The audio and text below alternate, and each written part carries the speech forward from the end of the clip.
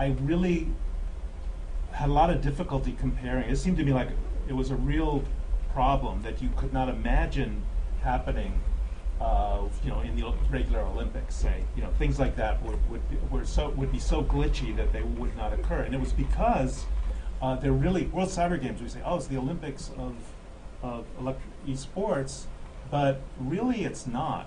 Really, it's Blizzard that provides this, sets this table, and people come along and do things. Another thing is, last year also, that we had a conference in Europe about esports, and there was a panel particularly about media, shoutcasting and events and different things like that.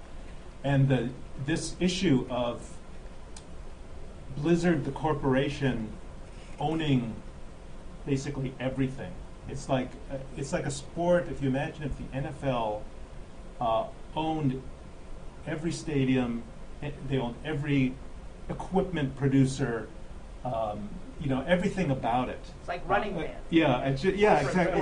It's like being in a kind of a prison, and they were saying that for the future of what these guys wanted to do, for some of the deals they were trying to make, for some of the tournaments and media representations of those tournaments and all of that kind of thing, they run into this blockage. I mean, they have to go into the same sorts of permissions maws that I get into if I want a permission to reproduce a screenshot or something like that.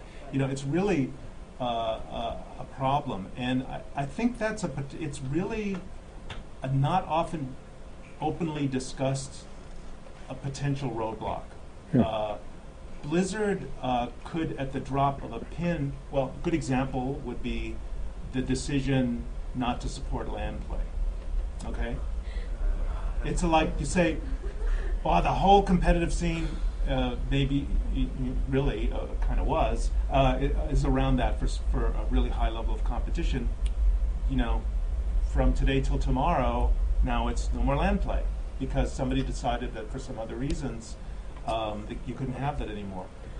That is, and I don't even see a way of really working that out at the moment, other than kind of what you suggested would be some kind of independent initiative, which would then run into the problem of what I would call the artificial sport, which is really, as you said, most of these sports have had a long gestation period through folk culture. XFL didn't stick. Right? Yeah, exactly. Because somebody said, "Oh, let's do this and do this and do this, and we set this thing, and it just seems great. It seems optimally set up for spectators and all this, and it just bombs." But that's why the history of Dota is so interesting to me, because Dota is a modern day example of that organic kind of folk process producing a masterpiece, and it's arguably the most active esport right now, right? And it came out of the community. I mean, there's IceFrog, who clearly has some authorial position within the history of Dota, but Dota, the history goes way back,